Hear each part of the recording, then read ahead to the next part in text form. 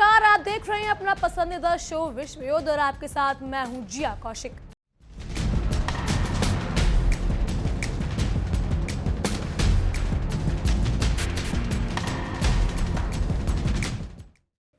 पश्चिम Asia के सुलगते हुए इलाके में शांति की जो बातें आज सुनाई दे रही हैं वो असल में महज एक दिखावा है और पूरी दुनिया की आंखों में धूल झोंकने की एक सोची समझी साजिश है।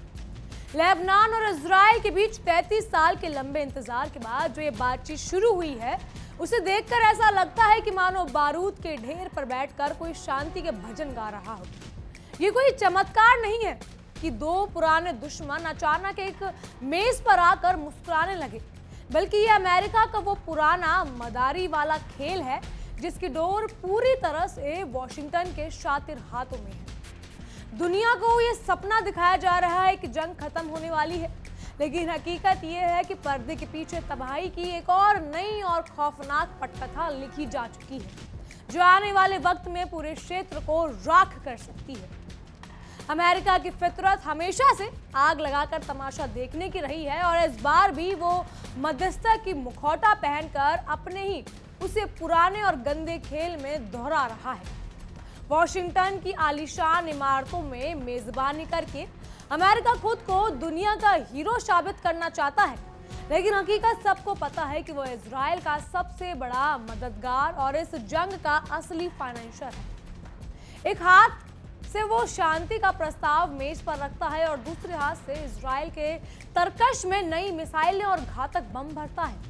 ये कूटनीति नहीं बल्कि क्षेत्रीय देशों को अपनी उंगलियों पर नचाने का एक बहुत ही बड़ी अंतर्राष्ट्रीय साजिश है, जहां शांति के नाम पर सिर्फ अपनी शर्तों और अपने धौंस को कमजोर मुल्क पर थोपने की कोशिश की जा रही है। इस पूरे ड्रामे में अगर किसी की हालात सबसे ज्यादा हंसने वाली और शर्मनाक है तो वो है पाकिस्तान। जी हाँ, हमारा पड़ोसी मुल्क पाकिस्तान, जिस देश की अपनी जेब पूरी तरह खाली है, जहां की आवाम एक बोरी आटा और एक बिजली के बिलों के भरने के लिए सड़कों पर रोक रही है। वो मुल्क दुनिया का झगड़ा सुलझाने की मेजबानी का ढोंग कर रहा है। पाकिस्तान की औकात इस समय सिर्फ एक किराए के टेंट जैसी बनकर रह गई है, जहां अमेरिका आता है, अपनी गंदी राजनीति का खेल खेलता है और चलते समय पाकिस्तान के हाथ में कुछ डॉलर की भीख थमाता हुआ जाता है ताकि वो गुजारा चला सके। खुद कर्ज की दलदल में गले तक डूबा हुआ पाकिस्तान इस समय बेगानी शादी में अब्दुल्ला दीवाना बनकर घूम रहा है, जबकि अंतर्राष्ट्रीय पटल पर उसकी अपनी कोई स्वतंत्र शाख या इज्जत नहीं बची है। डोनाल्ड ट्रंप का ये सीना ठोककर दावा करने का ईरान के साथ युद्ध बस खत्म होने वाला है, ये दावा डोनाल्ड ट्रंप ने करा है। उनके उसी पुराने अहंकारी और नाटकीय अंदाज का हिस्सा है जिसमें वो खुद को पूरी दुनिया का मालिक और मसीहा समझते हैं। ट्रंप कह रही है कि ईरान समझौता करने के लिए तड़प रहा है और उतावला भी है, लेकिन हकीकत यह है कि अमेरिका ने ईरान के चारों तरफ एक ऐसी घेराबंदी की है कि उसे सांस लेने में भी मुश्किल हो रही है। ट्रंप का ये रवैया ऊपर से ठंडे और अंदर से गर्म जैसा है, जब वो शांति की मीठी बातें तो करते हैं लेकिन असल में वो ईरान को घुटनों पर लाने के लिए हर तरह का दबाव और आर्थिक प्रतिबंध अपना रहे हैं। ये सिर्फ ट्रंप का ईगो है जिसने पूरी दुनिया को एक बड़े महायुद्ध के मुहाने पर लाकर खड़ा कर दिया है। लेबनान की राजदूत नाडा हमदह ने बैठकर ये बात जो बताई है, जो बैठक की बात हुई है, उस पर भी बयान दिया है। उनमें एक मजबूर और लाचार मुल्क का दर्द साफ दिखता है। उनके देश को इजरायली बमबारी ने खंडर बना दिया है। लाखों बेगुनाह लोग बेघर होकर सड़कों पर रातों रात बिता रहे हैं, लेकिन उन्हें कूटनीति की मेज पर उन्हीं के लोगों के साथ बैठकर चाय पीनी पड़ रही है जो इस पूरी तबाही के असली जिम्मेदार है। लेबनान को इस समय एक ऐसे मोहरे की तरह इस्तेमाल करा जा रहा है जिसकी अपनी कोई मर्जी आवाज नहीं चलती है। अमेरिका की तारीफ करना उनकी कूटनीतिक मजबूरी हो सकती है, लेकिन कड़वा सच यही है कि लेबनान को सिर्फ इसीलिए मेज पर बिठाया गया है ताकि इजराइल के ऊपर से अंतर्राष्ट्रीय दबाव को कम किया जा सके और उसे हमले के लिए नया बहाना मिल सके। इजरायली राजदूत यचेल लाइटर का चेहरा और उनकी बातें साफ बता रही हैं कि उनकी नीयत में कितना बड़ा खोट है। वो ये कितनी गहरी चाल चल रही हैं, ये उनकी नीयत साफ बता रही है। 2 घंटे की बातचीत को उन्होंने शानदार तो बता दिया, लेकिन जब बात असली मुद्दे यानी युद्ध रोकने या बेगुनाह लोगों की जान बख्शने की आई तो वो गोल गोल बातें कर रहे इस मामले को टालने लगे। इजराइल का सीधा सा फंडा रहा है कि शांति की आड़ में अपनी सैन्य ताकत को बढ़ाते रहो और पड़ोसियों को डरा कर रखो। ये सिर्फ अपने फायदे और अपनी सुरक्षा की सोच रहे हैं। उन्हें इस बात से कोई फर्क नहीं पड़ता कि उनके बमों से लेबनान में कितने घर उजड़ रहे हैं और कितनी नस्लें तबाह हो रही हैं। उनकी ये चुप्पी ही ये साबित करती है कि इजराइल अभी रुकने के मूड में बिल्कुल नहीं है। हॉर्मुज जलडमरू मध्य में अमेरिका ने जो अपनी भारी नौसेना तैनात की है और व्यापारिक जहाजों को डराकर रोक रखा है, वो सीधे सीधे अंतरराष्ट्रीय लेवल की गुंडागर्दी के अलावा और कुछ नहीं। हजारों सैनिकों, लड़ाकू विमानों और भारी युद्धपोतों के जरिए ईरान की नाकाबंदी करना ये दिखाता है कि अमेरिका को शांति और न्याय से कोई लेना देना नहीं है। वो बस अपनी दादागिरी पूरी दुनिया पर थोपना चाहता है। ये चाहता है कि दुनिया का तेल व्यापार और पूरी ग्लोबल इकोनॉमी उसकी उंगलियों पर नाचे और जो मुल्क उसके सामने सर ना झुकाए उसे वो आर्थिक रूप से पूरी तरह बर्बाद कर दे। ये नाकाबंदी शांति की कोशिश नहीं बल्कि ईरान के खिलाफ एक बिना ऐलान वाला युद्ध है जो पूरे विश्व को गहरे संकट में डाल सकता है। ट्रंप का ये घमंड भरा बयान कि अगर अमेरिकी सेना पीछे हटी तो ईरान को फिर से खड़ा होने में 20 साल लग जाएंगे, उनकी नफरत और अहंकार को पूरी तरह बेनकाब करता है। वो ईरान जिसे स्वाभिमानी मुल्क को समझाने की बहुत बड़ी ऐतिहासिक भूल कर रही हैं, उन्हें शायद इस बात का इल्म भी नहीं है कि इतिहास गवाह है कि जब किसी देश को दीवार से सटाया जाता है तो वो और भी ज्यादा खतरनाक तरीके से पलटवार करता है। एक बहुत ही मशहूर लाइन यहाँ पे याद आ रही है कि वो घायल नहीं है इसीलिए और भी ज्यादा घातक है। ट्रंप की ये धमकियां और उनकी ये सोच सिर्फ तनाव को भड़काने का काम कर रही है। वो खुद को शांति का दूत कहते हैं, लेकिन असल में वो एक ऐसे नेता बन गए हैं जो सिर्फ विनाश की भाषा समझते हैं और दूसरों को डराकर राज करना चाहते हैं। इसी पर देखिए हमारी एक खास रिपोर्ट।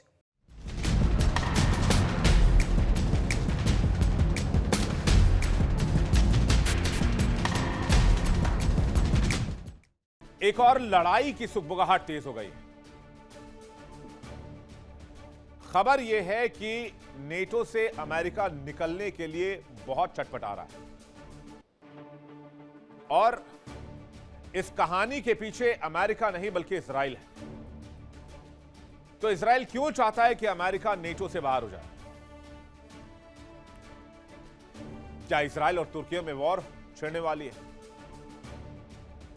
और तुर्की को लेकर भी अमेरिका खुश नहीं है।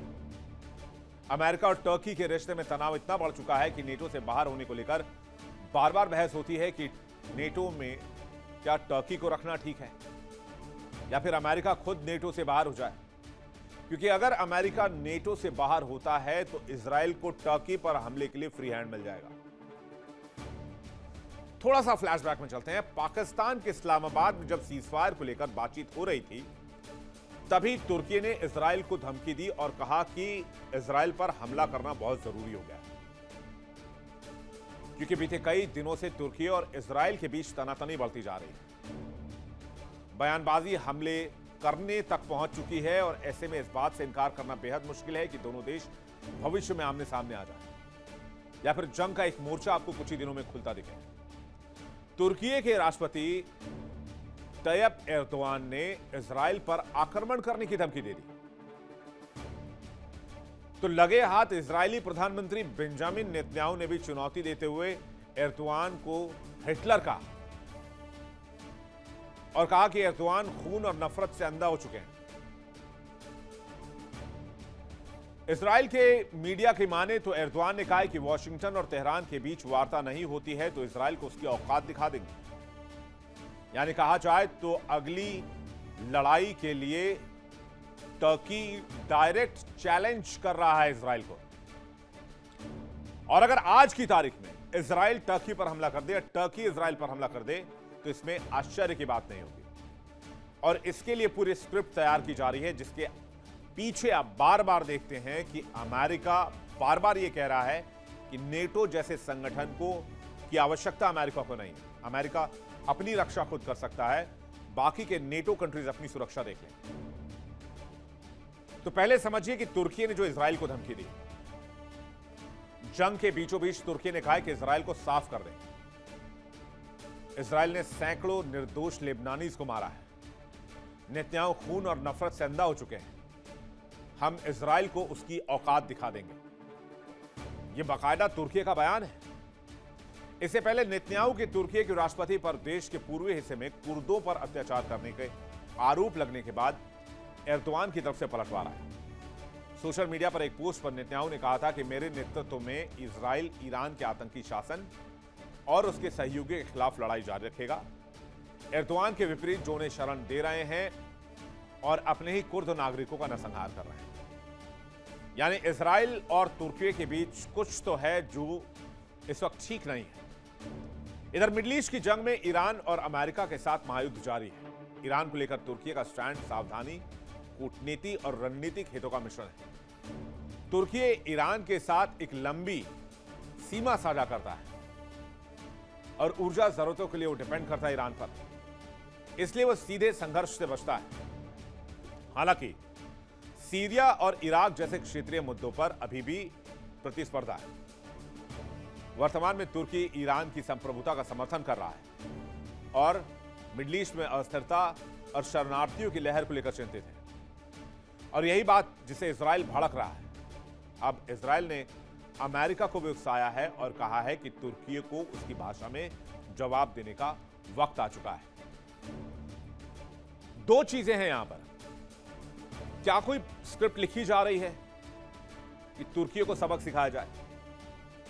क्योंकि तुर्की एक ऐसा पार्टनर है ईरान का जो ईरान को बहुत हद तक सपोर्ट करता है और बहुत बड़ी मात्रा में व्यापार करता है।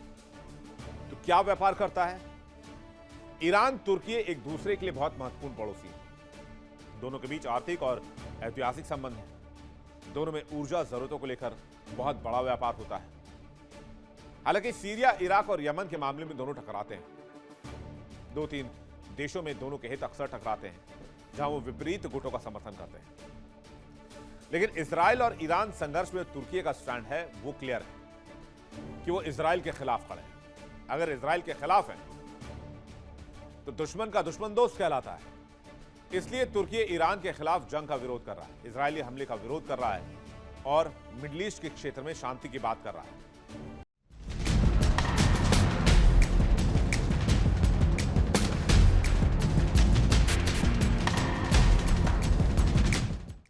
तो देखा आपने कि ट्रंप क्या कुछ कर रहे हैं। अब बात करते हैं पाकिस्तान में दूसरे दौर की बातचीत का जो शोर मचाया जा रहा है, वो असल में एक कूटनीति का बहुत बड़ा मजाक या बात करें टाइम पास लग रहा है। जब इस्लामाबाद में पहले दौर की मीटिंग का कोई नतीजा नहीं निकला और दोनों पक्ष एक दूसरे की को फूटी आंख तक नहीं सुहा रहे थे, तो 2 दिन बाद होने वाली इस मीटिंग में क्या खाक उम्मीद हो जाएगी? अब पाकिस्तान की जमीन का इस्तेमाल अमेरिका सिर्फ इसलिए कर रहा है क्योंकि वहां से उसे सब कुछ बहुत सस्ता, आसान और वफादार मिल जाता है। पाकिस्तान को लग रहा है कि वो बड़ा ग्लोबल खिलाड़ी बन गया है, लेकिन हकीकत ये है कि वो सिर्फ एक फायदा है, या फिर एक बात करें वो सिर्फ एक प्यादा है जिसे अमेरिका जब चाहे अपनी जरूरत पूरी करने के लिए कूड़ेदान में फेंक सकता है। पाकिस्तान की अपनी कोई ऐसी हैसियत नहीं है कि वो 2 बड़े देशों के बीच कोई ठोस समझौता करवा सके। अमेरिका के उपराष्ट्रपति जेडी वेंस ने भी ये कड़वा सच मान लिया है कि दोनों देशों के बीच अविश्वास की खाई बहुत गहरी और जहरीली है। अगर हालात वाकई इतने खराब हैं तो फिर ये बातचीत का ढोंग क्यों रचा जा रहा है? सच तो ये है कि अमेरिका कभी चाहता ही नहीं था कि मध्य पूर्व के रिश्ते सुधरे और शांति बहाल हो। अगर दुनिया में हर जगह शांति हो गई तो अमेरिका उन बड़ी बड़ी कंपनियों का क्या होगा जो अब हथियार बेचकर इस हर साल अरबों डॉलर कमाती है। अमेरिका की पूरी अर्थव्यवस्था है इस बात पर टिकी है कि दुनिया के किसी न किसी कोने में हमेशा आग लगी हो और लोग आपस में लड़ते रहे। ये बातचीत सिर्फ लोगों का ध्यान भटकाने के लिए है और एक सुनियोजित ड्रामा लग रहा है और कुछ नहीं लग रहा। अगर पूरी दुनिया में शांति हो जाएगी तो अमेरिका को मुद्दा कहां से मिलेगा ये बोलने के लिए, ये बयान देने के लिए कि दोनों देशों के बीच में मध्यस्थता ट्रंप ने करवाई है। या दोनों देश जो लड़ाई कर रहे हैं, जो युद्ध कर रहे हैं, उनके बीच में अमेरिका ही मध्यस्थता करवा रहा है। इजराइल की ये मांग है कि हिजबुल्लाह को पूरी तरह से निहत्थे कर दिया जाए। बिल्कुल वैसे ही है जैसे किसी इंसान के हाथ पैर बांधकर उसे भूखे भेड़िए के सामने अकेला छोड़ दिया जाए। इजराइल चाहता है कि दक्षिणी लेबनान का पूरा इलाका खाली हो जाए ताकि वो वहां जब चाहे अपनी मर्जी से कब्जा कर सके और अपनी सीमाएं बढ़ा सके। अब कोई शांति समझौता नहीं लग रहा है, बल्कि लेबनान की बर्बादी और गुलामी का वो कागज है जिसे अमेरिका बहुत ही सजा धजा कर दुनिया के सामने पेश कर रहा है। अगर लेबनान में ये शर्तें मान ली जाती हैं तो वो हमेशा के लिए इजराइल के रहस्यमय या बात करें इजराइल की गुलामी पर जीने के लिए मजबूर हो जाएंगी और उसकी अपनी संप्रभुता मिट्टी में मिल जाएगी। इन सब में फ्रांस के राष्ट्रपति भी अब कूद पड़े हैं। फ्रांस के राष्ट्रपति एम्यूल मैक्रोन भी इस जलती आग में अपनी राजनीतिक रोटियां सेकने का कोई मौका नहीं छोड़ रहे हैं। कभी ट्रंप को फोन करना हो तो कभी ईरान के राष्ट्रपति से गुहार लगाना हो। ये सब सिर्फ एक दिखावा है ताकि वो खुद को यूरोप का सबसे बड़ा और प्रभावी नेता साबित कर सके। मैक्रो को लेबनान के लोगों के दर्द या वहां हो रही मौतों से कोई खास मतलब नहीं है। उन्हें बस इस बात से डर लगता है कि वो अगर जंग और बढ़ी तो फ्रांस में तेल और गैस की कीमतें आसमान छूने लगेंगी और इसकी सत्ता मिट्टी में मिल जाएगी। वो शांति के लिए नहीं बल्कि अपनी तिजोरी और अपनी कुर्सी बचाने के लिए इधर उधर भाग रहे हैं और फोन घुमा रहे हैं। परमाणु हथियारों का झूठा बहाना बनाकर ईरान को पूरी दुनिया में बदनाम करना अमेरिका की बहुत पुरानी और घिसी पिटी चाल है। सालों पहले उन्होंने इराक के साथ भी यही गंदा खेल खेला था और वही तबाही के हथियार थे और फिर पूरी दुनिया ने और पूरे देश को खंडर बना दिया गया था। अब वही गेम ईरान के साथ खेला जा रहा है ताकि उन पर किए गए हमलों को जायज ठहराया जा सके। अमेरिका खुद को परमाणु बम का सबसे बड़ा गोदाम बनाकर और दुनिया को डराता है, लेकिन वो चाहता है कि दुनिया का कोई और संप्रभुता देश या संप्रभु देश अपनी सुरक्षा के लिए हथियार ना रखे। अमेरिका के पास सब न्यूक्लियर हथियार है, लेकिन वो चाहता है कि ईरान के पास कोई हथियार ना हो। ये क्या बात हुई? ये तो खैर कमेंट में आप ही बताइएगा, लेकिन ये दोहरा मापदंड ही दुनिया के विनाश का सबसे बड़ा कारण बनेगा और अमेरिका इसी रास्ते पर बेशर्मी से आगे बढ़ रहा है। लेबनान के वो बेगुनाह और मासूम लोग जो आज अपने ही देश में दर दर की ठोकरें खा रहे हैं और शरणार्थी बने जा रहे हैं, उनके लिए इन ताकतवर नेताओं की नजरों में कोई कीमत नहीं है। कूटनीति की मेज पर बैठे इन सूट बूट वाले नेताओं के लिए आम जनता की जान सिर्फ सरकारी फाइलों में दर्ज की जा सकती है और ये मामूली आंकड़ा ही होगा अगर सरकारी नेताओं के हिसाब से देखा जाए तो। इजराइल को सिर्फ अपनी सुरक्षा की सनक सवार है और अमेरिका को सिर्फ दुनिया में अपना रसूख और वर्चस्व बनाए रखना है। इंसानियत को रहमदिली की बातें तो यहाँ सिर्फ बड़े बड़े भाषणों और टीवी कैमरों तक सीमित रही हैं। जमीनी हकीकत तो ये है कि इन बड़े मुल्कों के स्वार्थ की वजह से मासूम बच्चों की या मासूमों की खून पानी की तरह बहाया जा रहा है। 22 अप्रैल की तारीख जैसे जैसे करीब आ रही है, पूरी दुनिया की धड़कनें और सांसें अटकी हुई है, क्योंकि उसी दिन युद्ध विराम की मियाद खत्म हो रही है। अगर पाकिस्तान में होने वाली ये दूसरी दौर की बातचीत भी पहले दौर की तरह नाकाम रहती है तो फिर किसी के पास भी भड़कती हुई इस आग को रोकने का कोई तरीका नहीं बचेगा। अमेरिका की समुद्री नाकाबंदी और दबाव ने ईरान को एक ऐसे खतरनाक मोड़ पर लाकर खड़ा कर दिया है जहां से उसके पास सिर्फ आर पार की जंग का रास्ता बचता है। ये कूटनीति नहीं बल्कि ऐसे बड़े धमाके की तैयारी है जिसकी गूंज पूरी दुनिया को सुनाई देगी और जिसका असर हर देश पर पड़ेगा। अब इन सब का निचोड़ क्या है वो हम आपको बता देते हैं।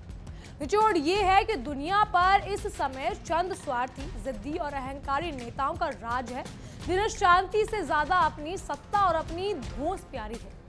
अमेरिका की अंतर्राष्ट्रीय गुंडागर्दी, इजराइल की कट्टर जिद और पाकिस्तान की शर्मनाक लाचारी ने मिलकर पश्चिम एशिया को एक ऐसी आधी सुरंग और दलदल में धकेल दिया जिसमें सब कुछ डूबता जा रहा है। ये पूरी बातचीत और मीटिंग सिर्फ एक खूबसूरत या बात करें खूबसूरत मुखौटे की तरह है जिसके पीछे वही पुरानी दुश्मनी, नफरत और वर्चस्व की गंदी जंग छिपी हुई है। जब तक दुनिया में न्याय की जगह ताकत को अहमियत दी जाएगी तब तक शांति सिर्फ एक अधूरा सपना और किताबों की बात ही बनी रहेगी। इन सब पर आपकी क्या राय है हमें कमेंट के जरिए जरूर बताइएगा। फिलहाल के लिए इतना ही। तमाम खबरों के लिए फॉलो कीजिए इंडिया डेली को और देखते रहिए हमारे खास पेशकश विश्व युद्ध।